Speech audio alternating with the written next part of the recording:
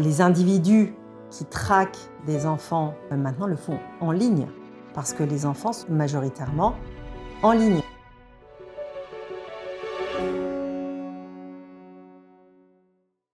Bonjour et bienvenue dans ce nouvel épisode de Virage. Aujourd'hui, nous recevons Véronique Béchu qui, pendant 20 ans, a travaillé à la protection des mineurs. Elle a donc vu l'avènement d'Internet et les conséquences que cela a eu sur la pédocriminalité. Elle a été confrontée au plus sordide. Elle a vu les agressions, les tortures, les violences, les viols sur les mineurs, parfois sur des très jeunes enfants, voire des nourrissons.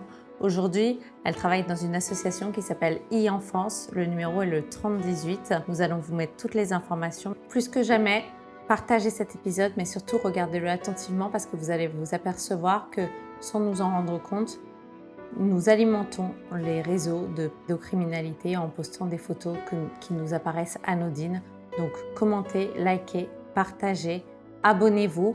Vous pouvez également retrouver cet épisode sur toutes les plateformes de podcast audio et sur tous les réseaux sociaux. Bonjour Véronique Béchu, bienvenue. Bonjour Sarah. On vous reçoit aujourd'hui, j'ai lu votre livre Derrière l'écran qui m'a sidérée.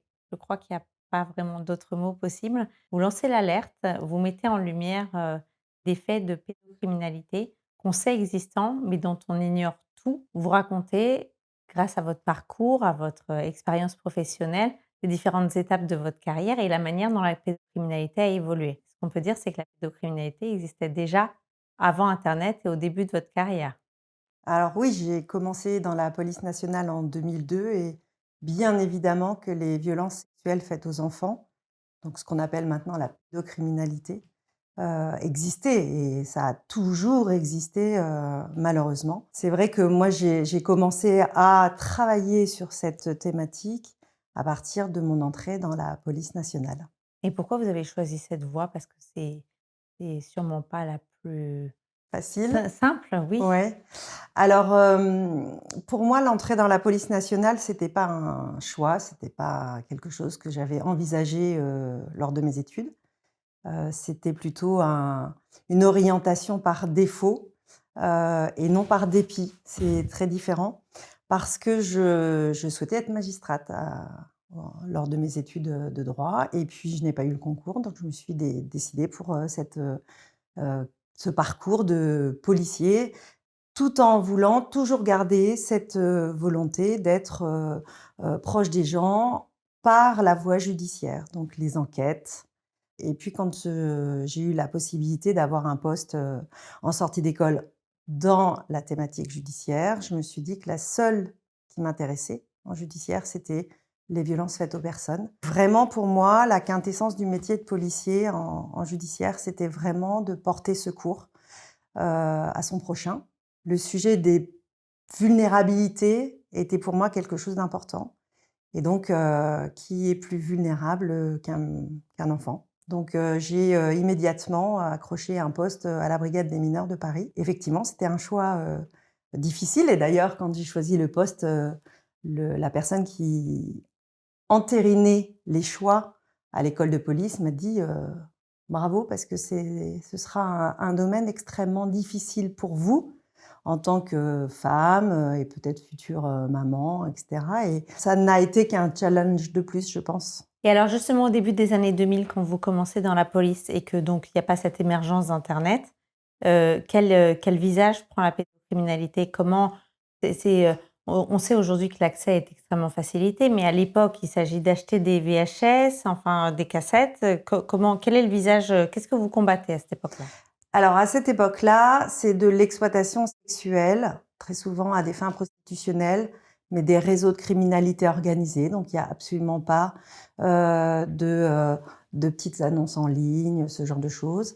C'est, des faits d'inceste, donc ça se passe vraiment dans le cercle familial. Ce sont des faits, ce qu'on dit institutionnels, c'est-à-dire commis par des personnes qui, ont autorité sur les enfants, donc dans le cercle périscolaire, scolaire, dans les activités extrascolaires, donc le sport, la musique, le théâtre, tout ça et on n'investigue pas et même quasiment pas le volet numérique. Au début des années 2000, c'est vraiment quelque chose qui ne viendra que quelques années plus tard, et parce que certains enquêteurs qui ont une appétence pour ce nouvel outil qui est Internet, eh ben, vont commencer à développer par eux-mêmes. Ils vont être autodidactes et puis ils vont se dire que forcément, Il faut prendre le tournant. cet outil-là va être utilisé. Mais au tout début, quand moi j'arrive, c'est absolument pas le cas, en fait. Quand on allait en perquisition,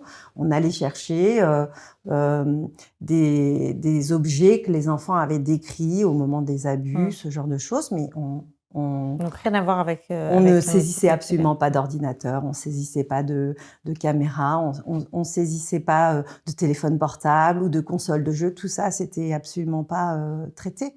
Et donc, oui, quand on savait que l'individu qui était mis en cause regardait des films, ben on allait chercher. Alors, il y a eu la phase Blu-ray, DVD, avant VHS. Je suis peut-être à remonter un peu loin. Photos. Non, j'ai connu les VHS. J'ai même connu les photos argentiques et pas numériques. Donc, on allait voir dans les albums. Je me souviens avoir saisi des albums photos sur lesquels il y avait des photos pédocriminelles, donc elles étaient imprimées, etc. Et d'ailleurs, j'avais des dossiers où il y avait des boutiques de développement de pellicules qui nous appelaient à la permanence de la brigade des mineurs en disant « on m'a déposé une pellicule à développer Et il faut que vous et il y a veniez des voir. photos Ouais. avec des enfants, il faut que vous veniez pour saisir ces photos » et on en profitait pour avoir le nom de l'individu qui avait demandé à faire développer la pellicule. Voilà, à cette époque, ça paraît hyper lointain, mais en fait, c'était il y a une vingtaine d'années. Oui, mais ça compliquait un petit peu, enfin même beaucoup, ça compliquait beaucoup l'accès justement à cette pédocriminalité, puisque s'il fallait faire attention à où est-ce qu'on faisait développer les photos, si commander une cassette pouvait être retracé, etc., ça compliquait peut-être justement cet accès. C'était une bonne chose pour vous. Alors, il y a deux choses. Ça compliquait le travail des enquêteurs, parce qu'on avait moins de moyens pour détecter des individus. Mais aussi celui On des auteurs. s'attachait, oui, mais on s'attachait surtout à la révélation de la parole de l'enfant.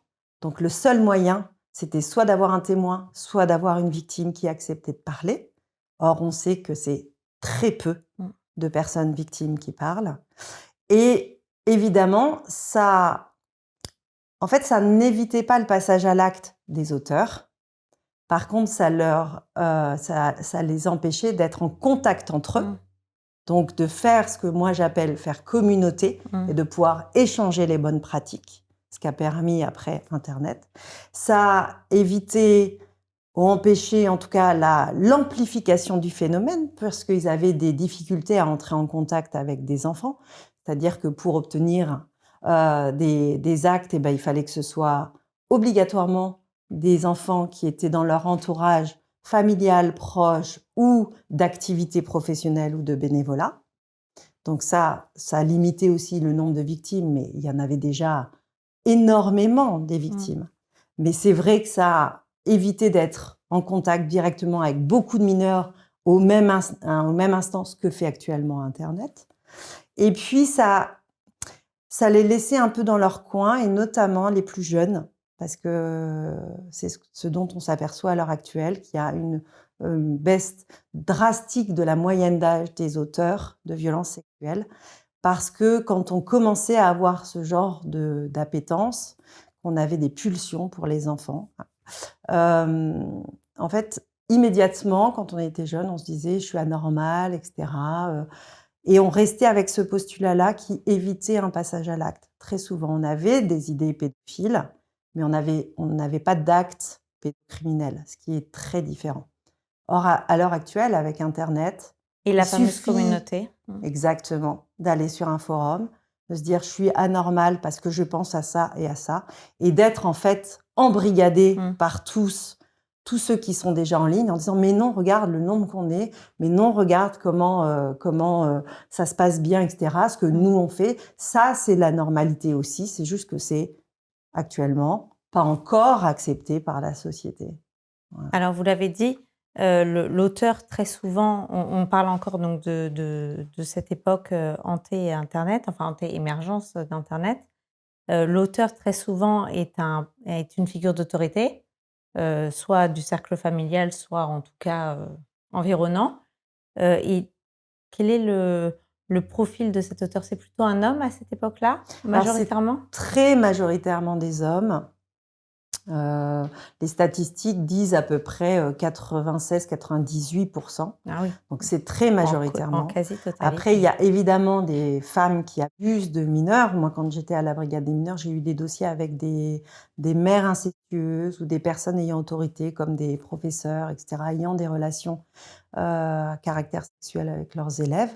Donc, c'est quelque chose qui était connu, qui était travaillé et sur lesquels on enquêtait. La justice rendait des décisions, mais c'était vraiment très à la marge, Mmh. très à la marge. Et, on a souvent comment dire, la représentation du pédocriminel, un homme seul, sans relation avec Absolument. personne, Mmh. plutôt qui prend plutôt pas soin de lui, Mmh. avec une hygiène un peu déplorable, un appartement pas rangé, sale, etc., 50, 60 ans, qui fait un peu le monstre que quand on le croise dans les escaliers, dans l'immeuble, et ben, les enfants se cachent parce qu'ils en ont peur. Tout à fait. C'est Mmh. pas du tout ça. C'est pas du tout ça. Justement, les pédocriminels qui ont je dirais, un parcours criminel extrêmement long, c'est exactement l'opposé. C'est-à-dire, ce sont des individus qui sont au-dessus de tout soupçon et la plupart du temps, les parents même leur confient leurs enfants. C'est-à-dire que ce sera Ils sont en souvent confiance. le prof de sport le plus Mmh. adulé des enfants dans le club de foot Mmh. de la ville. C'est vraiment ça. C'est cette idée de monstre et que c'est un peu inscrit sur leur visage qu'il faut vraiment ne pas avoir en termes de pédocriminalité, parce que celui qui sera le moins susceptible d'être découvert, c'est justement celui qui a la plus belle Qu'on ne légende. craint pas. Mmh. Donc il y a eu cet avant Internet, on a bien compris le profil des auteurs à l'époque et comment ils procédaient. Et puis il y a eu cette arrivée d'Internet donc, qui est rentrée dans toutes les maisons en France. On parle uniquement de la France là.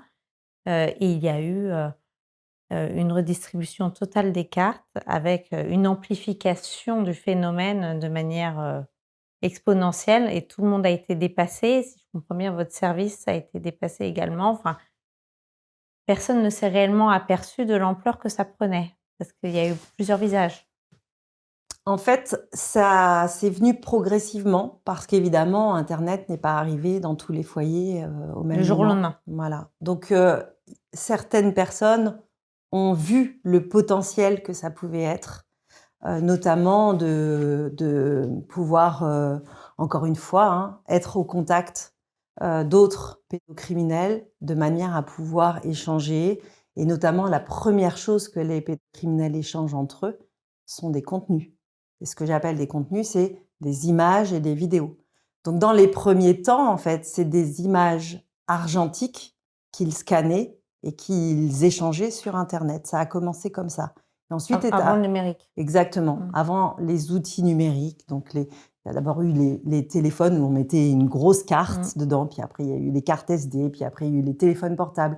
C'est vraiment cette évolution-là en quelques années qui a fait qu'il y a eu de plus en plus d'images, Mmh. à la fois prises d'enfants, Et échanger. diffusées, Mmh. échangées, donc partagées.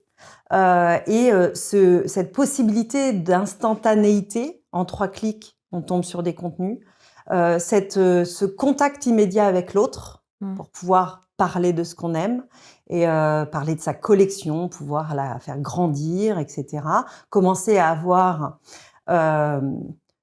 comment je dirais? Un statut quelque part, comme un pouvoir parce que comme toute communauté, hein, il y a une hiérarchie dans la Alors communauté justement, oui, c'est ce que j'allais pédocriminelle. vous dire. En fait, c'est construite une véritable hiérarchie avec plusieurs échelons, Oui. avec des chefs. Oui, alors Plus c'est la pas vraiment collection est des chefs, mais il y a des gens qui avaient des légendes, qui étaient là depuis le début d'internet et qui ont fait grandir leurs légendes. Donc c'était ceux qui avaient les meilleurs conseils, ceux qui avaient les plus belles collections, ceux qui... Donc on accumule du contenu, Tout on à échange fait. contre du contenu. Alors le système d'échange, parce qu'il faut savoir que, alors ça a depuis évolué un peu, mais au moment de l'avènement d'internet, et pendant les plusieurs années, ensuite, les contenus ne faisaient que s'échanger de manière gratuite. C'est-à-dire que c'était du troc et chaque image avait une certaine valeur en fonction des critères, si elle était déjà connue, si elle circulait déjà beaucoup sur internet, en fonction de, l'enfant que l'image ou la vidéo représentait. Alors qu'est-ce que ça Puisque veut dire? Ça veut dire que plus un enfant, par exemple, est jeune et plus le contenu va avoir de valeur? Alors il y a des enfants en fait sur, les forums qui sont particulièrement recherchés par les individus et qui ont une valeur particulière, et détenir des photos ou des vidéos de ces enfants-là, ça donne d'autant plus de valeur, au contenu, et donc ça s'échange uniquement avec certaines autres images ou vidéos. Donc par exemple, vous n'allez pas pouvoir échanger une image qui a circulé depuis 1 an sur internet et que tout le monde a déjà dans sa collection avec une image inédite, c'est-à-dire une image qui représente, tel ou tel enfant, qui vient d'être faite, produite. Donc ça veut dire que l'enfant vient de subir quelque chose et qu'elle est inédite. C'est-à-dire que très peu d'individus la détiennent. Donc c'est ce troc qui a longtemps perduré, et il y avait aucune notion de monétisation. C'est depuis quelques années maintenant, avec, l'avènement d'un phénomène qu'on appelle le live streaming, qui a fait entrer la monétisation dans la communauté pédocriminelle et le développement des C'est quoi contenus. le live streaming? Le live streaming, c'est le fait de commander, d'acheter des sessions de viol et d'agression sexuelle. Parfois, il y a des actes de torture et de barbarie qui sont demandés sur des enfants très jeunes. Donc vous vous connectez sur internet, vous allez sur des sites, vous expliquez ce que vous voulez. On vous dit, bah, vous payez, à telle adresse, via PayPal, Western Union ou d'autres banques en ligne, et une fois que le paiement est fait, le rendez-vous est pris et en direct, vous visionnez ce que vous avez commandé. Donc c'est des sessions qui sont très peu chères. Ça veut dire quoi très peu cher? Très peu cher, ça veut dire que pour une agression sexuelle, vous payez entre 15 et 20 €. Quand, c'est la sortie d'actes de torture et de barbarie, ça peut monter jusqu'à 60 €. Hem et Vous c'est êtes derrière devenu... votre ordinateur et vous Ouais, dites ce qui doit ouais, être fait? oui. Donc c'est un phénomène qui a commencé vers 2010 à peu près. Les clients étaient évidemment issus des pays dits riches et les victimes étaient exploitées sexuellement, principalement par de la criminalité organisée, puis ensuite, au sein du milieu familial, dans des pays tels que les Philippines. C'est là où ça a pris principalement naissance parce que en fait, c'est devenu un moyen de subsistance dans Ah, les communautés j'ai pas très compris. pauvres. Ce sont les parents qui Oui, qui c'est torturent et qui violent, oui, enfin, ou qui font torturer et violer leurs propres oui, enfants contre quelques euros à l'autre bout oui, du monde, oui. sur ordre De de clients, européens, occidentaux, oui. donc ça veut dire qu'en plus, ça vient un petit peu complexifier encore plus votre enquête puisqu'il y a pas de frontières, si je comprends bien? C'est ce qu'a permis malheureusement internet, c'est-à-dire que, il y a absolument aucune frontière, que donc nous, des individus, peuvent commettre des faits ou être complices de faits depuis la France, alors que les victimes et les auteurs principaux sont à l'autre bout du monde. Donc il y a aussi cette dimension, ça a été, l'une des premières difficultés pour les services d'enquête. C'est, évidemment, nous, on est compétents sur un Un sur un territoire? territoire. Donc, par exemple, la brigade des mineurs est compétente pour Paris, Intramuros et les départements de la Petite Couronne. Hem Dans le service que j'ai dirigé, on était compétent au niveau national, donc c'était l'ensemble de la France et les DROMCOM. Par contre, au-delà du territoire français, on n'a pas de compétences. Donc il faut qu'on organise et qu'on mette en place de la coopération internationale avec les pays qui nous intéressent au niveau des services d'enquête, mais aussi de la justice. Donc il y avait aussi cette Dimension. dimension-là qui ralentissait les enquêtes et bien évidemment au détriment des victimes et au grand bénéfice des auteurs. Et alors, à titre personnel, en tant que femme et en tant que maman, vous deviez regarder ces vidéos? C'est-à-dire qu'on se dit, vous laissez vos enfants le matin, vous les avez fait petit déjeuner, vous arrivez au bureau, vous allumez votre ordinateur et vous devez regarder, Oui, pour les besoins de votre enquête, ce genre de vidéos. oui, Comment vous faites pour alors on a dit tout à l'heure qu'il fallait surtout cloisonner, mais qu'il y avait quand même une porosité. oui. C'est insupportable. C'est Alors au-delà c'est de ce qui est envisageable. Alors c'est supportable et il faut que ce soit supportable parce que c'est de l'étude et de l'analyse de ces vidéos et de ces images qu'on va, aller tirer les fils qui permettront de localiser la victime, l'auteur et de pouvoir agir de manière à la protéger. Voilà. Donc c'est comme un médecin légiste quand il arrive devant un corps, en fait, il a le geste professionnel. C'est quelque chose qui est, en fait, qu'on a acquis. On a été formé à ça et cetera. Donc on est évidemment, dans un tunnel où, on se dit: «On a quelque chose à faire». On sait que ça va être compliqué, mais on le fait. Je dis pas que c'est facile, hein. Il y a eu des moments, surtout, il y a certains contenus qui sont extrêmement difficiles, où, il y a pas on n'a pas dû, regarder en plusieurs fois, aller s'aérer, enfin, on a réussi au fil des années avec mes collègues à développer des techniques qui permettent d'une certaine mise à distance. C'est absolument pas une banalisation, c'est-à-dire que on C'est est impacté à chaque visionnage. Mmh. C'est une certitude.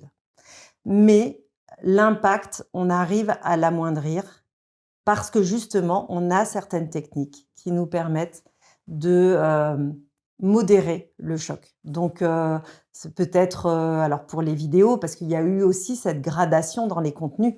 C'est-à-dire qu'au départ, c'était des photos, mais quand il y a eu après le mouvement, le son et cetera, c'est devenu plus difficile encore à visionner. Mais il y a des techniques, c'est-à-dire qu'on va, couper le son, on va regarder juste, le déroulé et ensuite on mettra le son mais sans les images. On essaye de dissocier un petit peu pour qu'il y ait moins d'impact. On regarde en noir et blanc parce que la couleur, ça donne une notion de vie et de réalité qu'on essaye de lisser. Hem, on essaye de le faire à un moment de la journée qui est, le moins difficile, c'est-à-dire, on le fait pas immédiatement en arrivant au bureau, on essaie de le faire, loin avant de rentrer chez Mmh. soi pour ne pas avoir encore en tête, Le ramener à la maison. ces images. On le fait pas la nuit, ou en tout cas le moins possible parce que, l'impact est plus important. Dans le silence, Mmh. voilà, dans la pénombre, c'est toujours beaucoup plus compliqué. Hem et puis on en discute beaucoup entre nous, Vous avez un et on a un suivi suivi psychologique? psy, voilà. Enfin, j'avais un suivi psy, oui, oui, on a mis en place, dans l'unité, où j'étais, précédemment, on avait mis ça en place depuis plusieurs années. Hem, c'est quelque chose qui est absolument pas courant, dans les services de police, hein. Quand on est policier, on doit être fort, on doit Ne pas se pouvoir tout montrer vulnérable. absorber. Mmh. Il faut surtout pas que la hiérarchie sache qu'on a, possiblement une petite faiblesse parce qu'on a l'impression que ça va être utilisé contre nous. Alors que là, pas du tout. On a vraiment pris le contre-pied. On dit souvent qu'un suivi psy, ne fonctionne que quand on est volontaire. Bah, nous, on a dit que c'était obligatoire, parce qu'il fallait justement aller au-delà de cette, cette difficulté qu'avaient les C'était collègues volontairement obligatoire. d'aller voir le psychologue. Puis on a eu des psys qui nous ont suivis au long cours, avec lesquels on a développé des relations vraiment de très haute confiance. Et quand moi je suis arrivée dans cette unité-là qui gérait la pédocriminalité en ligne, donc en 2015, on avait à peu près un rendez-vous par trimestre. Et vu l'évolution des contenus, du sordide, de la gravité des faits perpétrés, de l'âge très bas des victimes, et cetera, en fait, il y a des moments où on avait même des rendez-vous quasiment toutes les semaines ou tous les 15 jours. Alors justement, cette gradation, parce que donc vous dites que les contenus sont de plus en plus sordides, de plus en plus insupportables, et vous dites également que l'âge des victimes est de plus en plus bas. Vous dites dans votre livre, par exemple, qu'en 2022, l'âge moyen des victimes était de 4 ans et qu'en 2023, il est passé à 8 mois. Qu'est-ce que ça veut dire, en fait? Ça veut dire qu'à ce moment-là, ils avaient besoin la communauté avait besoin de toujours plus s'alimenter, ça ne suffisait même le fait qu'il y ait pas de frontières n'était plus suffisant, il fallait que ce soit toujours plus jeune? Alors, il y a eu 2 phénomènes en parallèle. C'est-à-dire que ces échanges de contenus, en fait, favorisent la radicalisation des images et des vidéos. C'est-à-dire que quand un pédocriminel commence à amasser une collection, il va commencer avec des contenus. Alors, pour nous, c'est un langage qui peut choquer, mais qu'on dit classique, c'est-à-dire des enfants nus, prépubères, mais pas très jeunes. Et au fil du temps, il va vouloir avoir des contenus de plus en plus avec des enfants plus jeunes, avec des actes perpétrés de plus en plus violents et de plus en plus graves, parce que, en fait, ça fonctionne comme une personne qui est sous addiction de produits stupéfiants. Faut une dose C'est-à-dire que supérieure à la chaque fois. dose, au bout d'un moment, votre Ça suffit psyché ou plus. votre psychisme ou ce que vous voulez, en tout cas votre cerveau va l'intégrer Mmh. et ça ne va plus vous procurer de pulsions de plaisir, et cetera. Et donc, il va devoir avoir des contenus, ou générer des contenus ou en obtenir plus forts pour lui. Et donc, avoir des contenus qui entraînent ça, ça veut dire des enfants plus jeunes, passer d'agressions sexuelles à des viols, et cetera, et cetera. Donc, il y a eu une baisse de l'âge et une montée en puissance des violences à cause de ça, d'une part.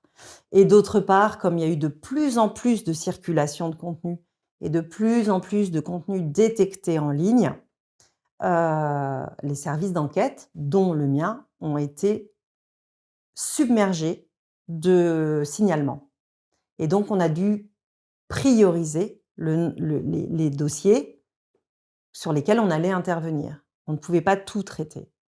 Et donc, on a fait le choix, à un moment donné, de se dire on ne va traiter que des dossiers où il y a des nourrissons, parce qu'il faut trouver les dossiers les plus abjects et pouvoir mettre en sécurité les enfants qui sont victimes de ces individus-là. Et on s'est dit, c'est les nourrissons. C'est pour ça qu'il y a cette baisse-là en une année, vraiment drastique de la moyenne d'âge, mais là, pour le coup, c'était dans mon service. Il faut vraiment avoir en tête que les violences sexuelles, il n'y a pas un côté, la pédocriminalité dont on a parlé en début d'émission, qui est ce qui se passe en famille, qui a toujours été connu, etc., et la pédocriminalité qui se passe en ligne. En fait, ce sont exactement les mêmes choses. Il y a juste un continuum de violence entre ce qui se passe à la maison et ce qui se passe en ligne. Ça veut dire quoi? Ça veut dire qu'on documente ce qui se passe à la maison et on le met en ligne? Exactement. En fait, les incestes qui sont commis à la maison et qui étaient commis il y a 50, 100 ans, 150, et cetera, maintenant, font l'objet d'une production de contenu, c'est-à-dire filmé, photographié, et les pédocriminels les échangent ces contenus en ligne. Mais parce que ça leur procure quelque chose en plus de pouvoir prouver, enfin pas prouver, mais de pouvoir documenter ce qui a été fait? C'est pas Ça leur tant offre de une pouvoir reconnaissance? montrer. Alors, ils montrent déjà ce qu'ils ont commis au sein de leur réseau en fait, pour montrer qu'ils ont réussi telle ou telle chose avec un enfant. Mais c'est surtout pour obtenir ce même type de contenu et alimenter leur collection. Pour échanger. Alors Exactement. Le quand on but, parle de c'est de pouvoir collection, ouais. parce qu'on ne se rend pas compte, c'est quelqu'un qui aurait une collection, c'est quelques centaines de photos, quelques milliers de photos? C'est quoi une collection? Qu'est-ce que vous Une avez vu de collection, plus ça peut être quelques milliers comme, plusieurs centaines de milliers, Dans votre livre, vous parlez du collectionneur, ouais, qui pour vous qui est le cas, que vous avez le plus grave, enfin de collection la plus importante en tout cas oui, que vous avez croisée. Vous parlez de 8 millions d'images oui, et 4 millions de vidéos. oui. En combien d'années? Alors lui, c'était un peu spécial parce qu'en plus, il sortait de prison, donc c'est en 6 mois. Il avait été Oui, incarcéré pour des pour des faits faits de pédocriminalité. et il a réussi à accumuler, des millions et des Oui, millions de contenus oui, mais il faisait ça H24. et il est retourné en prison. Oui. Mmh. Il y a pas quelque chose de désarmant pour les enquêteurs justement, de poursuivre, de traquer, justement, tous ces auteurs, de réussir à les attraper malgré, les difficultés? On a parlé tout à l'heure de la des frontières, Mmh. mais il y a pas que ça, il y a justement cette instantanéité. Il y a aussi des barrières, juridiques, notamment le fait que lorsque vous arrivez à traquer un auteur, il peut ne plus avoir de contenu sur son ordinateur. Vous parlez du live streaming Mmh. et vous dites que ça pose une énorme difficulté juridique puisque comme c'est du direct, il y a pas de traces. Est-ce que c'est pas un peu désarmant en tant qu'enquêteur de se dire que c'est pas parce que vous les poursuivez pendant des mois et des mois et des mois et que vous finissez par réussir à les attraper, qu'ils vont rester en prison et qu'au contraire ils ressortent et que vous les réattrapez Mmh. quelques mois plus tard? Alors il y a un taux de récidive certain dans cette thématique, c'est une évidence.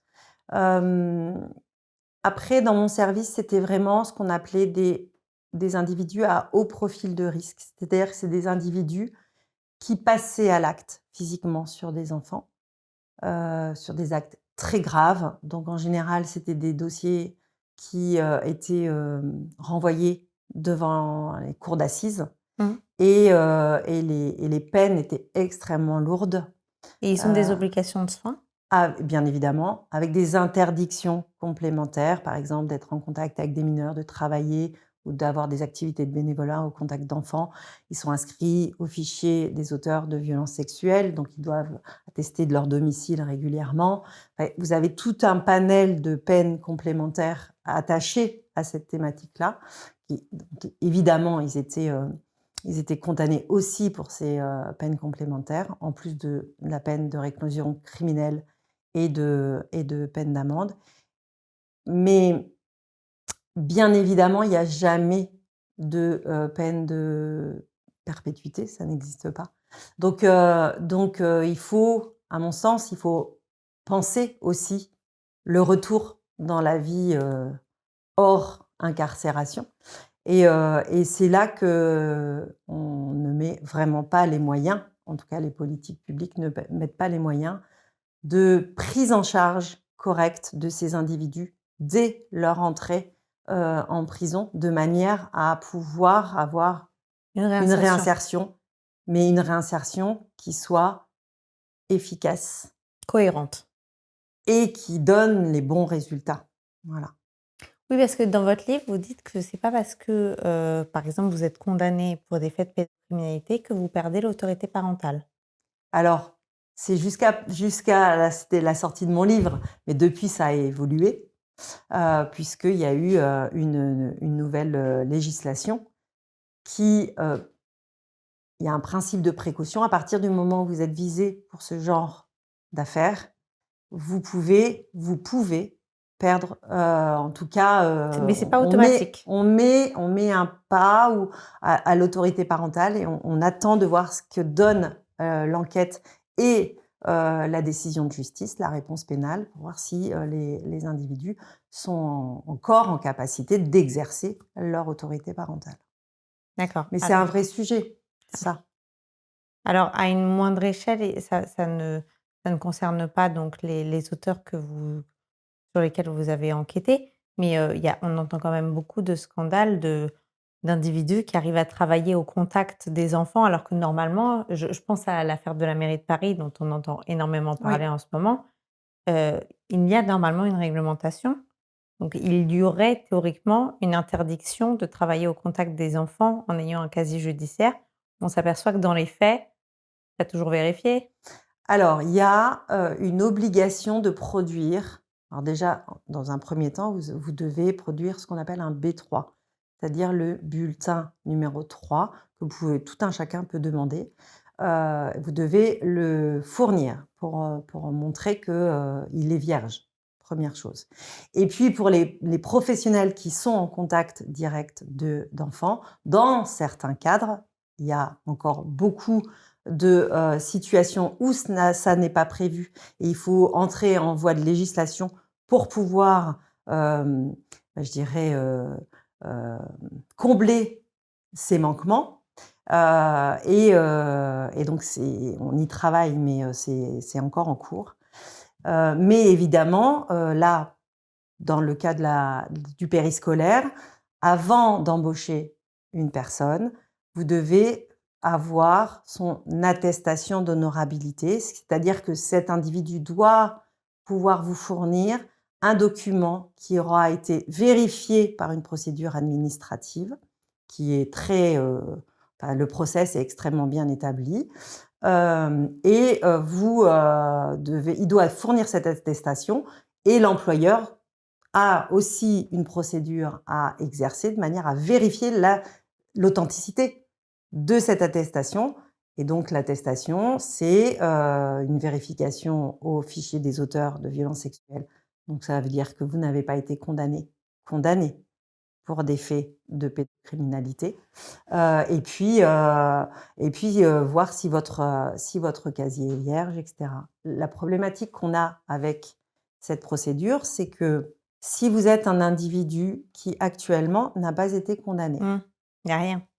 mais que vous avez une Mmh. enquête ouverte Mmh. contre vous, à l'autre bout, vous êtes à Paris, vous postulez, mais il y a une brigade de gendarmerie au fin fond de la Lozère qui a un dossier sur un bureau où un enfant a indiqué qu'elle avait été, ou il avait été, agressé sexuellement par, l'individu qui souhaite être, embauché pour le périscolaire, de la ville de Paris. Bah, Il y a rien. il y a rien. Mmh. Rien parce qu'il faut une condamnation Mmh. définitive. Donc il y a vraiment, vraiment une problématique, Pratique. là, Mmh. sachant, encore une fois, que les pédocriminels, vers quel type de profession ils vont aller majoritairement? Le Des contact professions où avec ils les sont en enfants, contact avec des enfants. bien Voilà. sûr. Donc bien évidemment qu'il y a un vrai travail à faire de vérification d'antécédents, mais c'est au-delà de la condamnation pénale Bien sûr. définitive. Et alors, on a parlé avec, l'émergence d'internet, donc de l'arrivée, de la facilité, avec laquelle, les auteurs avaient dorénavant accès, à des contenus, de la création de la communauté, de certaines dérives supplémentaires, toujours plus sordides. On a parlé du live streaming. Est-ce que vous avez vu apparaître d'autres phénomènes avec, cette arrivée? Alors il y a aussi, l'arrivée d'internet a aussi facilité le contact avec les enfants. Parce que, auparavant, enfin quand on était petite, nos parents nous disaient la plupart du temps: «Fais attention au monsieur à la sortie de Mmh. l'école, ne parle N'accepte pas de pas» bonbons. Mmh. voilà, «ne parle pas au monsieur dans le parc Mmh. qui va te proposer des bonbons ou te faire, ou t'emmener pour, montrer son Son show, chien», ouais. voilà. Tout ça, ça n'existe quasiment plus. En fait, les individus qui traquent des enfants, maintenant le font en ligne, parce que les enfants sont majoritairement en ligne. C'est-à-dire qu'ils sont sur les réseaux sociaux, ils sont sur les plateformes de jeux, Même les plus même jeunes? très jeunes, mais il y a des enfants à partir de 6, 7, 8 ans sont par exemple sur Roblox. Je sais On pas ce que sait que c'est. cette plateforme de jeu est un nid à pédocriminels. C'est-à-dire qu'ils ont des outils connectés? C'est-à-dire qu'ils vont jouer avec les enfants sur cette plateforme de jeu, en se faisant passer eux-mêmes pour un autre enfant. Ils vont faire en Ils vont sorte tisser un de lien? les manipuler et de créer un lien avec cet enfant. Et ensuite, ils vont demander à cet enfant de sortir de la plateforme de jeu pour échanger avec un autre moyen numérique. La plupart du temps, c'est soit une application mobile, type WhatsApp ou quelque chose comme ça. 41% des enfants, même de moins de 10 ans, sont sur WhatsApp. Donc quand on dit que les enfants sont hyper connectés, ils sont hyper connectés et sans aucune sensibilisation ou quasiment pas, des risques auxquels ils s'exposent. Donc en fait, ils vont les sortir de ces plateformes de jeu sur lesquelles on peut discuter parce qu'il y a des chats, etc., mais où on ne peut pas partager de contenu. Donc ils vont avoir cette mise sous emprise, cette manipulation qu'on appelle le grooming. Et ensuite, ils vont les emmener avec eux sur d'autres moyens d'échange, notamment pour les solliciter sexuellement, pour obtenir un premier contenu, et ensuite ils vont les faire chanter pour obtenir d'autres contenus. Donc ça Donc ça veut s'appelle la dire sextorsion. alors, ça veut dire que quand vous mettez un outil connecté dans les mains de votre enfant, en réalité, vous le jetez dans la gueule du loup? Alors si vous lui donnez un outil connecté sans lui avoir expliqué ce qu'il risquait, sans lui avoir donné des clés pour identifier des situations problématiques, On l'a dit. sans avoir, à partir avant un certain âge, configuré, paramétré, avec lui, en lui expliquant pas à pas pourquoi vous lui enlevez le fait de pouvoir communiquer avec des inconnus, vous lui enlevez les fonctionnalités de chat live, vous lui enlevez, la possibilité d'aller sur certains jeux ou certains réseaux sociaux, vous lui demandez de ne pas envoyer de photos de lui, de ne pas envoyer d'éléments d'identité ou des données personnelles. Tout ça à l'enfant, en fait. Vous lui donnez un moyen de communiquer avec les autres que tous ses copains a. Donc votre enfant va être très content. Il va l'utiliser dans la plénitude de ce qu'il peut utiliser, sans en fait savoir qu'il y a des choses trappes partout. On peut se faire usurper son identité, on peut être victime d'arnaques financières, on peut être victime de pédocriminels, on peut être victime de cyberharcèlement. Enfin, donc, c'est le rôle d'un parent qui accepte de lui donner cet outil, de pouvoir lui expliquer comment bien l'utiliser en toute sécurité. Alors on revient sur donc ce grooming qui glisse vers ce que vous appelez le La sextorsion? sextorsion, La sextorsion. l'extorsion sexuelle de mineurs. D'accord. Donc en fait, c'est l'auteur qui va demander à ce jeune, en se faisant passer pour, lui-même un enfant, une photo éventuellement Oui. de lui nu ou, enfin une photo compromettante et ensuite il va menacer cet enfant, il va le faire chanter avec Oui. cette photo, c'est ça? Alors, faut savoir d'abord que les enfants trouvent que c'est un moyen de communication normal que d'envoyer Des à photos quelqu'un d'eux? qu'ils aiment bien une photo d'eux partiellement dénudés ou dénudés. À partir du moment où vous avez cette dimension-là, vous savez qu'il y a un risque. Parce que quand ils vont se sentir en confiance avec quelqu'un sans savoir en fait qu'ils ont été manipulés, que quelqu'un se fait passer pour un petit copain ou une petite copine virtuelle, qui lui demande un contenu, bah, ils vont l'envoyer. Sans se Et rendre compte? mais bien sûr, sans se rendre compte qu'à partir du moment où ils envoient un contenu, déjà, ils vont en perdre totalement le contrôle. Ça veut dire que c'est parti sur internet et là, maintenant, ça va se diffuser de manière virale et donc ça va se retrouver partout et qui va pouvoir être, cyberharcelé à partir de ce contenu, par exemple. Et qu'ils ne pourront pas la récupérer. C'est-à-dire que le regret, après avoir cliqué, ça ne Trop tard. fonctionne pas. Voilà. Ça, ils n'en ont absolument pas conscience. De plus en plus, notamment les plus âgés, hein, au collège, au lycée, mais avant, c'est quelque chose qu'ils ne maîtrisent absolument pas. Mais quelque part, nous-mêmes en tant que parents, on n'a pas, on ne se rend pas compte justement de la de l'importance et de l'impact que peut avoir cette prévention et vous dites même pire, dans votre livre, vous indiquez que non seulement on ne fait pas suffisamment cette prévention, ce qui est en effet, n'est probablement pas le cas, mais que pire, on alimente nous-mêmes la communauté parce que vous indiquez que lorsqu'on prend une photo de notre enfant, par exemple, pour la poster sur Instagram, qu'on est fier de ce qu'a fait notre progéniture pour X ou Y raison, en réalité, on alimente le réseau et Oui. 50% du contenu vient des parents. Tout à fait. 50% de ce qu'on voit passer sur les réseaux pédocriminels viennent des réseaux sociaux des parents. C'est-à-dire que vous allez avoir des contenus qui vont être librement mis en ligne sur des profils de réseaux sociaux qui ne sont pas paramétrés en mode privé, donc qui seront accessibles à tout le monde et n'importe qui, des parents qui vont mettre des photos de leurs enfants. Donc, les pédocriminels, ils vont à la source. Et la meilleure source de photos ou de vidéos d'enfants, c'est les parents. Ils vont aller sur les profils des parents et ils vont aller extraire ces contenus.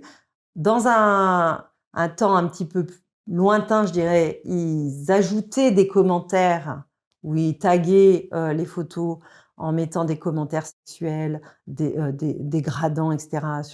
sur l'enfant. Et ils partageaient ces contenus entre eux. Mais maintenant, avec l'IA, ils font même plus ça, en fait. Ils trouvent un contenu, une position d'un enfant, un visage qui leur plaît. Avec un outil de déshabillage, ils vont en faire un contenu sexuel. Et en quelques secondes, ça vous permet de faire des vidéos à caractère sexuel où vous mettez cet enfant avec un adulte et vous produisez une vidéo pédocriminelle. Oui, parce que ce que vous expliquez, c'est que la photo anodine pour le parent, c'est-à-dire une petite fille qui va faire le cochon pendu avec Oui, la robe un peu soulevée, oui. devient tout de suite un contenu. Ah, mais ça va être quelque chose qui va être, c'est quasiment le Graal pour un pédocriminel d'avoir en libre accès comme ça ce genre de contenu. Et vous indiquez qu'avant l'âge de 3 ans, les parents auront publié 1300 Alors il y a une photos. coquille dans le livre, c'est 13 ans. Avant l'âge de Avant 13 ans. 13 ans, 1300 fois, ils auront mis en ligne leur enfant. Donc ça fait 1300 occasions de récupérer un contenu pour un pédocriminel et d'alimenter les réseaux. Un contenu que le parent pense anodin. Pense anodin, mais qui ne le sera plus jamais, en fait. Et alors là encore, je reviens à ma question initiale. En tant que maman, vous avez des enfants. Oui. Comment est-ce que vous avez décidé de les élever dans la peur? Est-ce que vous leur avez dit tu n'auras pas d'outils connectés, tu n'auras pas les réseaux sociaux? Quel a été comment vous avez fait pour protéger vos enfants en sachant tout ça? La meilleure protection pour un enfant, c'est de communiquer, de lui parler, de lui expliquer les choses. Mais dès le plus jeune âge. Donc à chaque âge, on peut expliquer les choses d'une certaine manière. On adapte son discours, on adapte les éléments qu'on lui communique. Mais en fait, moi, j'ai l'habitude de dire qu'un enfant, ça n'a pas peur d'un inconnu, ça a peur de l'inconnu. Et de ne pas savoir comment réagir. Et un enfant aura toujours l'impression que c'est de sa faute, que ce qui se sera passé, ce qu'il aura subi, forcément, ce sera de sa faute. Or, si vous lui inculquez que là, il y a un danger, que là, dans ces cas-là, les signaux d'alerte pour qu'il se méfie, c'est ça, ça ou ça. Que si jamais il a un doute sur quoi que ce soit, il peut aller en parler, le signaler à une personne que lui aura identifiée comme une personne de confiance. Ben, l'enfant va le faire. Il aura son process, il saura exactement comment faire et il le fera. Donc vous, c'est ce que vous avez appris à Moi, vos j'ai enfants? appris à mes enfants dès le début. Ça a été extrêmement compliqué de les confier à une crèche. Ça a été extrêmement compliqué de les laisser à l'école, au périscolaire. Ça a été compliqué de prendre des baby-sitters pour le soir parce que je rentrais extrêmement tard et parfois même en pleine nuit, parce que je partais en mission plusieurs jours de suite. Tout ça, ça a été compliqué. Ça a été compliqué de les envoyer en colonie de vacances. Ça a été compliqué de les confier à un coach sportif. Enfin, il y avait beaucoup de choses compliquées, mais c'était pas infaisable. Pourquoi? Parce que ils avaient été prévenus, mis en garde. Ça sert à rien de leur faire peur. C'est pas leur faire peur, c'est juste leur expliquer les choses. C'est leur expliquer le monde dans lequel ils vivent. Et je pense qu'à l'heure actuelle, c'est criminel pour un parent de se dire « je lui en parle pas, comme ça il est protégé ». C'est justement l'inverse. Ouais, c'est l'inverse. Tous les enfants qui nous contactent au sein de l'association, pour laquelle je travaille maintenant, qui, opère le numéro national de lutte contre les violences numériques et le harcèlement fait aux enfants. Quand ils font le 30-18 et qu'ils nous contactent par chat ou au téléphone, ils nous le disent bien. Quand on lui dit: «Mais est-ce que tu connaissais ça?» «Non, personne m'a jamais prévenu et donc j'ai fait ça, ça, ça». Mmh. Et en fait, on s'aperçoit que s'ils avaient eu une sensibilisation, s'ils avaient été prévenus, si on leur avait expliqué, eh Ça les aurait ben, un peu i protégés. en tout cas, ils auraient été un peu protégés, oui. Et peut-être qu'ils n'auraient pas envoyé cette photo, peut-être que, ils n'auraient pas rencontré cet individu, dans la vraie vie, peut-être que, un nom de profil, leur aurait, tout de suite OK. les aurait Ouais, alertés. bien Enfin, sûr. il y a voilà, c'est des petits tips qu'on peut donner aux enfants Mmh. pour les protéger et c'est impératif. Alors je comprends que ce soit très compliqué pour Mmh. certains parents d'en parler. Ça, c'est une évidence. Mais c'est pas parce que personnellement ça peut être compliqué qu'il faut pas le faire. Dans ces cas-là, il y a des gens qui sont spécialement formés, qui peuvent le faire. Donc soit on fait appel à une association, soit on fait appel à quelqu'un de son entourage, mais il faut le faire.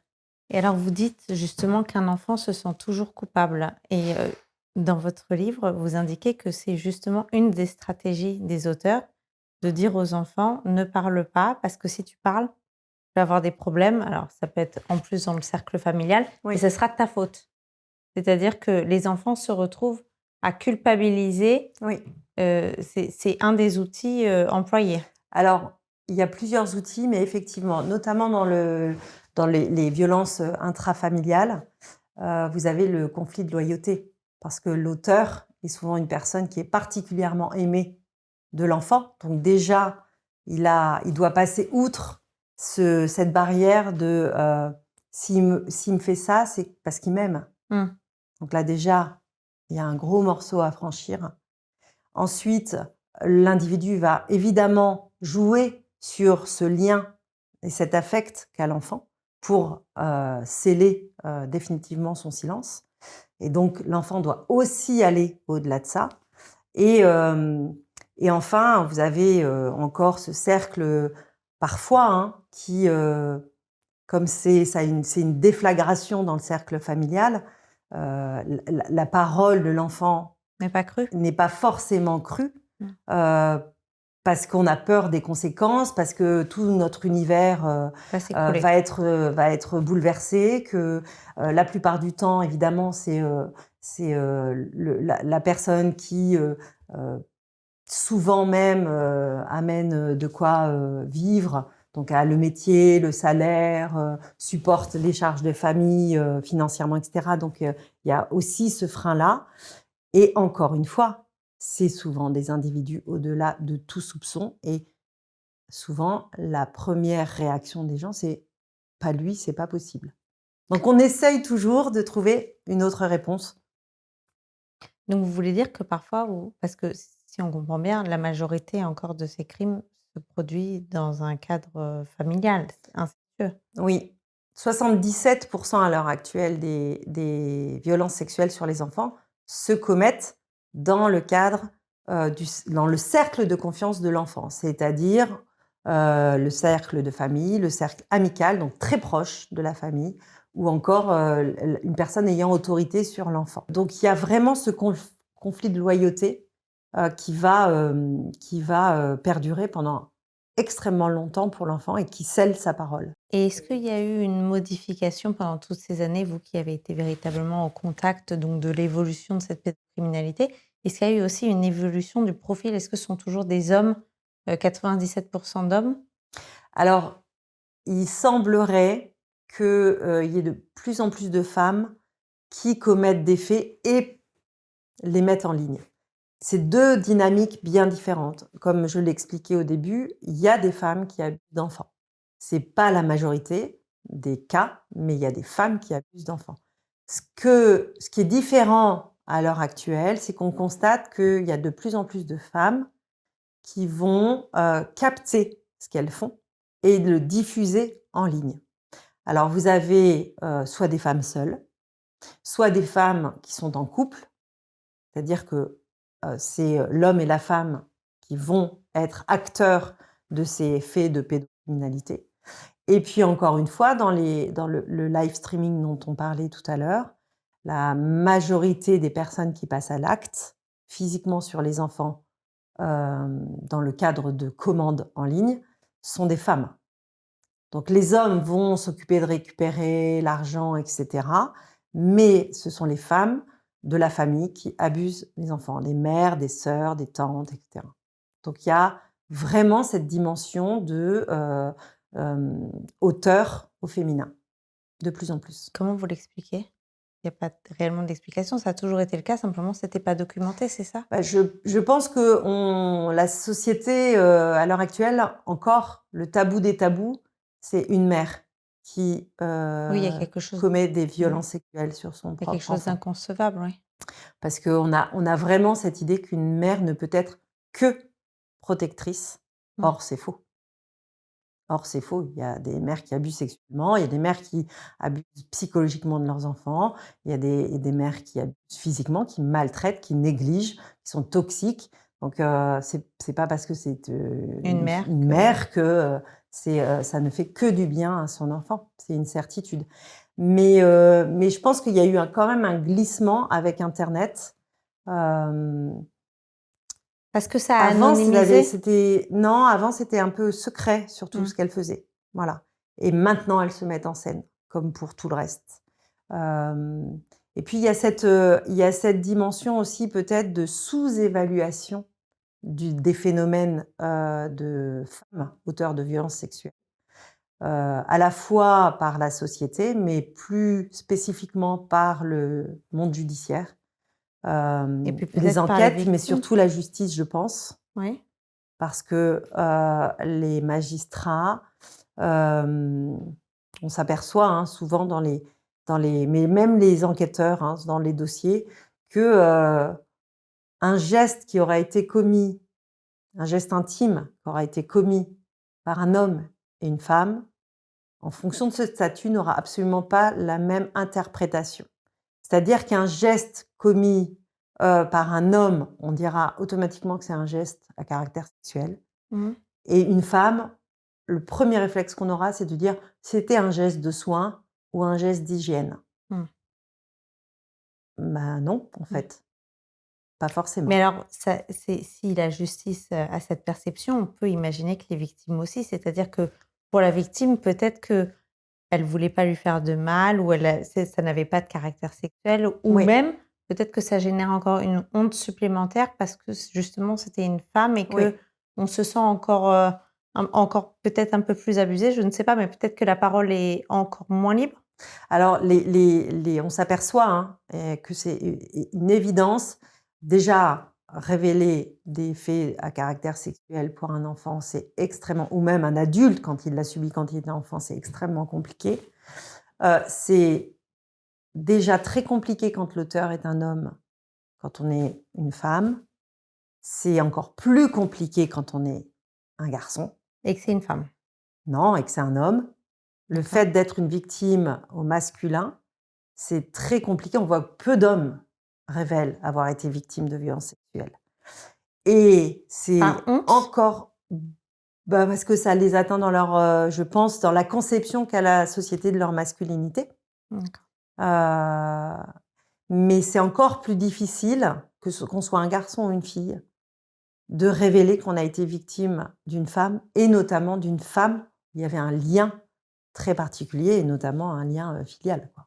On va parler des enquêtes, sous pseudonyme, parce que vous expliquez que les enquêtes sous pseudonyme, c'est peut-être ce qu'il y a de plus compliqué pour un enquêteur, puisqu'on doit mettre sa vie entre parenthèses et on doit mettre la veste d'un pédocriminel pour échanger sur les réseaux, du contenu, puis, enfin, gagner la confiance des pédocriminels pour pouvoir enquêter.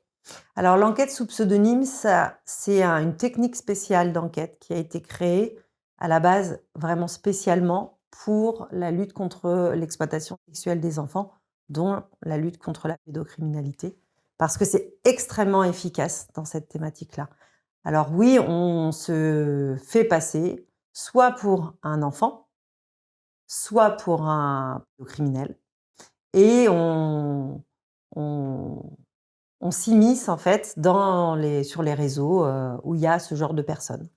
Et le but, ça va être de constater la commission d'une infraction. Donc ça, c'est assez simple quand on est un enfant, quand on se fait passer pour un enfant.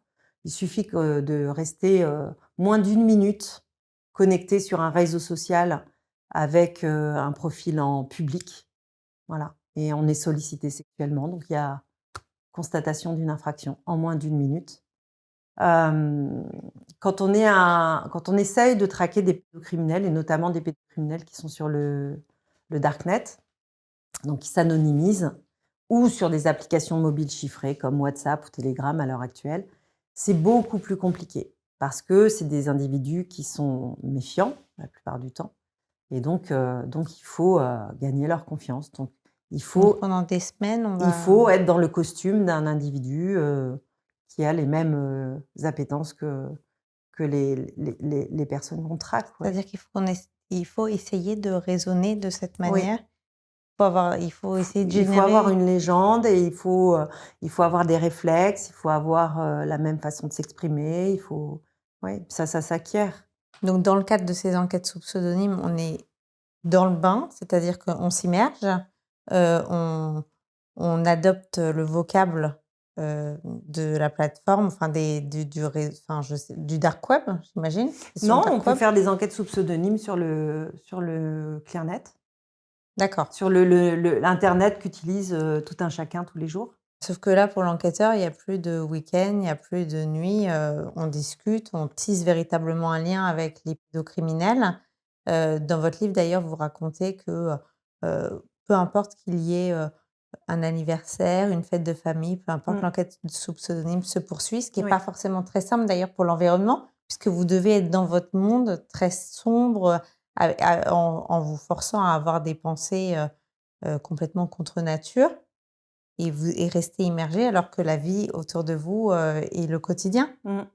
Oui, c'est cette difficulté, alors déjà, c'est une technique d'enquête qui est extrêmement chronophage parce que ça peut être très long de tisser des liens avec les individus qu'on a ciblés, et on doit se mettre au pas de leur rythme de vie. Donc si, ils font ça, s'ils échangent sur les réseaux en pleine nuit, le week-end, et ben, on doit faire pareil. Donc on mène sa journée classique et on enchaîne ensuite, cette enquête sous pseudonyme et hem et oui, on doit répondre, dès qu'on est sollicité. Donc on doit évidemment mettre de côté ce qu'on est en train de faire dans notre propre vie. Vous en Donc avez fait, vous, des enquêtes sous pseudonyme? j'en ai fait un petit peu au début, j'ai été formée. J'en ai fait un petit peu, mais en tant que chef d'unité, en fait, c'était pas vraiment mon rôle. Mon rôle, c'était de vérifier, surtout dans les procédures, la légalité de, cette enquête sous pseudonyme parce qu'on est contraint à certaines, Bien sûr. choses, c'est-à-dire on ne doit pas provoquer à la commission de l'infraction et cetera. C'est une technique d'enquête qui est extrêmement, cadrée au niveau, légal et donc mon rôle, c'était surtout, après en avoir fait un petit peu, de, vérifier, celle de mes, effectifs, ouais. Et alors, est-ce que justement dans vos effectifs, il y en a une particulièrement éprouvante dont vous vous souvenez, qui a marqué votre service? Alors, je dirais que toutes les enquêtes sous pseudonyme sont éprouvantes. Il y en a qui sont plus éprouvantes parce que, parce qu'elles sont longues, parce que, l'individu peut être particulièrement méfiant, parce qu'il faut vraiment, avoir une légende qui se tient et qu'on ne se contredit pas, parce Mmh. que des individus peuvent capter toutes les informations et revenir sur des choses qu'on a pu, indiquer, bien longtemps avant. Donc il faut être toujours en Mmh. hypervigilance, c'est une certitude, donc c'est compliqué. Jamais sortir de Mmh, son rôle. exactement. Mais on sait pourquoi on le fait. On sait qu'à l'issue, c'est l'identification d'un enfant, qui est souvent aux prises avec cet individu-là. Et je me souviens notamment, d'une enquête qui a mené à l'interpellation parce qu'on déroule toute la phase d'enquête, c'est-à-dire qu'on va être saisi d'un contenu. Parfois, il nous l'est signalé par une plateforme ou un particulier, mais des fois, on est, nous, sur le réseau et on le constate, donc on agit d'initiative. Et on va dérouler toute la phase d'enquête, c'est-à-dire qu'on va travailler sur le contenu, on va utiliser des techniques d'enquête, quelles qu'elles soient, ça peut être l'ESP, jusqu'à identifier l'auteur, la victime, parfois les deux.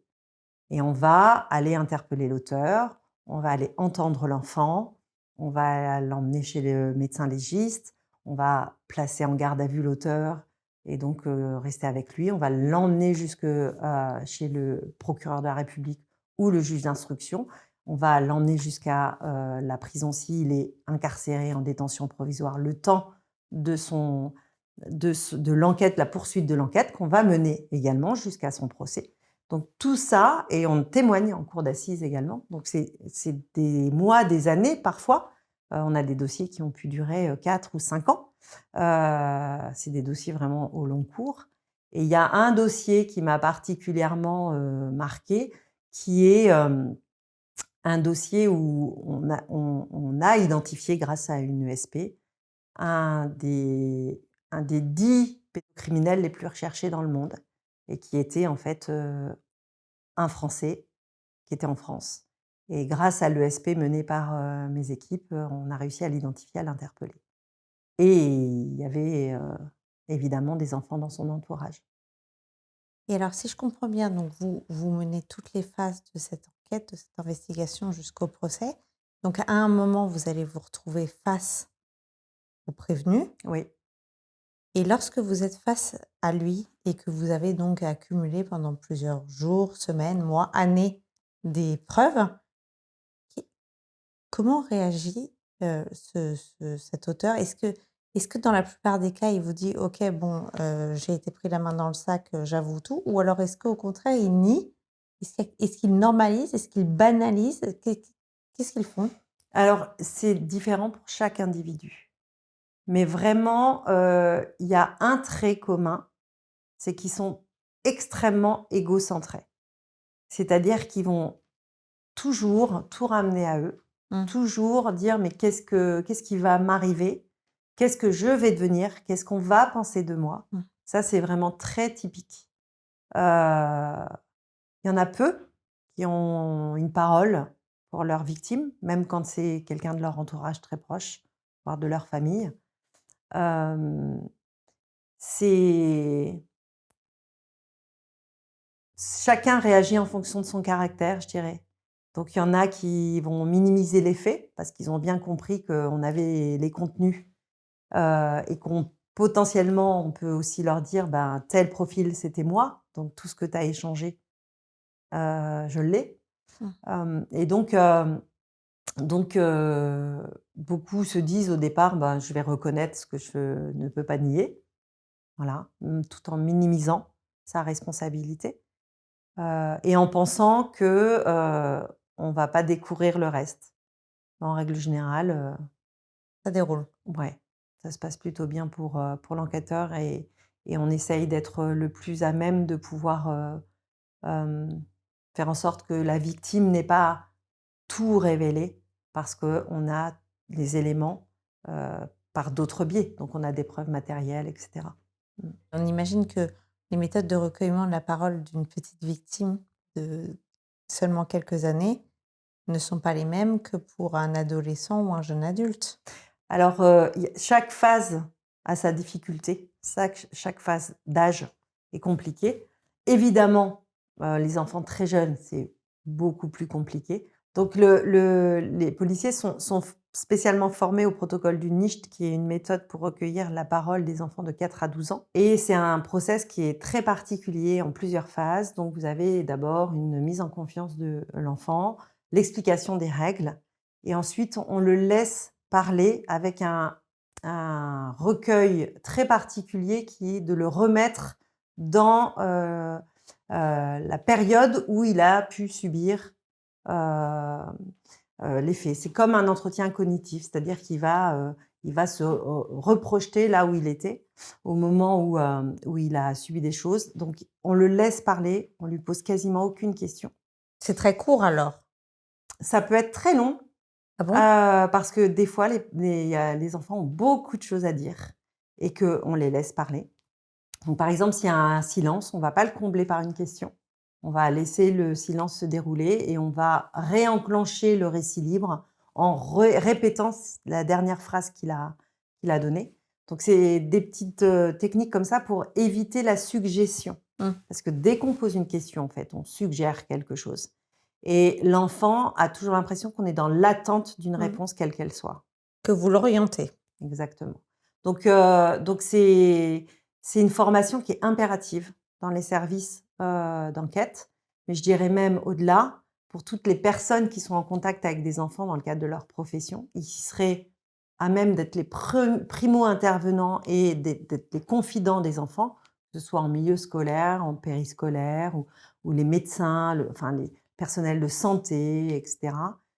Avoir ces techniques-là d'accueil et pas de recueil, je fais bien la différence, d'accueil de la parole sans suggestibilité, c'est fondamental.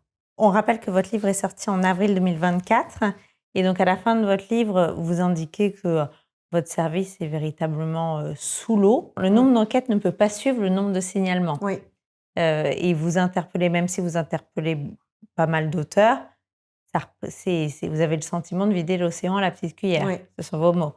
Et à la fin de ce livre, vous avez un petit peu d'espoir sur la création de l'OFNIM. Alors de l'OFMIN, c'est l'Office mineur, oui. Un nouveau service qui a été créé sur la base de mon ancienne unité, où il avait été décidé qu'il y aurait 85 enquêteurs qui pourraient travailler exclusivement sur la lutte contre les violences, notamment sexuelles, faites aux enfants. Parce qu'avant les 85 enquêteurs, avant l'OFMIN, c'était combien d'enquêteurs pour combien de signalements? Alors, quand je suis arrivée en 2015, on était 8 et on avait très peu de signalements, mais on avait déjà beaucoup de dossiers. Et quand l'office mineur est né, donc en 2023, on était dans mon unité, on était 18 et on avait 340 000 signalements par an. Donc À 18 personnes. à 18 personnes, ça équivalait à peu près 850 ouvertures d'enquête possibles par jour, donc c'était évidemment pas possible. Pour combien au final d'enquêtes menées par an, enfin, d'interpellations en tout Alors cas? à l'époque, c'était moins d'1%. Donc vous aviez énormément d'espoir dans la création Oui. justement de l'OFMIN et donc du nombre d'enquêteurs qui allaient être mis en place, même si vous indiquiez toutefois à la fin du livre, il y allait avoir également d'autres défis, notamment avec l'arrivée de l'IA. Qu'est-ce que ça a donné cette création de l'OFMIN? Alors l'office mineur a été créé, il est actif, hein, à l'heure actuelle. Ils sont absolument pas 85 et Ils sont combien? alors là, j'ai pas les chiffres parce que moi j'en suis partie, il y a, presque 1 an maintenant. Mais je crois qu'ils doivent être, 40 ou 45. Hem, mais non, ils sont de nouveau sous l'eau, oui. Et pourquoi vous en êtes partie? Parce que justement vous étiez sous l'eau et vous aviez le sentiment de ne plus rien pouvoir faire, Alors, j'aime toujours beaucoup ce métier, hein, c'est pas la question. Non, pour moi, en fait, je me suis dit que, il fallait changer d'angle de perception et que, on n'allait pas pouvoir arrêter le raz-de-marée, en quelques interpellations, partout en France, dans une année, c'était pas possible, il y aurait toujours autant de victimes. Et que le meilleur moyen, à mon sens, qu'il y ait moins de victimes est de pouvoir effectivement avoir un vrai focus sur des individus extrêmement dangereux, parce que là, ils sont noyés dans la masse. Hem, C'était de faire de la prévention et de la sensibilisation, mais en masse, en masse. Et de pouvoir, mettre en place, de la sensibilisation sur des phénomènes émergents, sur, mettre en place des partenariats, qui seraient, efficaces pour protéger les enfants. Et donc je suis allée travailler dans cette association qui a été créée spécialement il y a 20 ans, pour ça et qui a créé un observatoire et donc dans le cadre de cet observatoire, je peux, mener à bien cette recherche de moins de victimes en amont, avant que, les faits se passent. donc en réalité, vous avez décidé d'adopter la stratégie que vous avez vous-même mis en place avec vos propres enfants, Oui, c'est-à-dire la exactement. prévention. Oui, Mieux vaut prévenir que guérir. Parce exactement, que à grande échelle. voilà, si on comprend bien, en fait, le raz-de-marée va continuer à Oui. s'amplifier. Donc, de toutes les manières, là où vous aviez déjà le sentiment de vider l'océan à la petite Mm. cuillère, faudra dorénavant prendre une toute petite cuillère, si je comprends bien. Alors, quelle est cette association? Comment elle s'appelle? Alors, c'est l'association e-Enfance 3018. Donc, c'est une association qui a été créée en 2005, au moment où Internet est arrivé dans les foyers et où on s'est aperçu que les enfants avaient totalement accès en toute liberté aux sites pornographiques. Et déjà à l'époque, on savait que rien que ça, rien qu'être confronté à des contenus pornographiques allait avoir un impact majeur sur leur santé mentale et leur développement psychosexuel. Et maintenant, c'est effectivement constaté. Et donc cette association opère donc le numéro 3018, qui est une plateforme qui est ouverte H24, non pas H24, de 9h à 23h, mais tous les jours, et qu'on peut contacter, qu'on soit un parent, un professionnel ou un enfant, de manière à pouvoir signaler des faits de violence numérique ou de harcèlement. Et on a cette spécificité qu'on est ce qu'on appelle un signaleur de confiance. C'est-à-dire que on a un statut qui nous permet de faire supprimer prioritairement des contenus illicites ou préjudiciables aux enfants auprès des plateformes. C'est-à-dire que vous êtes en contact avec les plateformes Oui, et vous pouvez demander oui, à ce que soit supprimé. Ils le font? exactement. Oui, Ils le font? ils le font. En quelques heures, certaines même en quelques minutes, suppriment des contenus qu'on leur signale. Merci.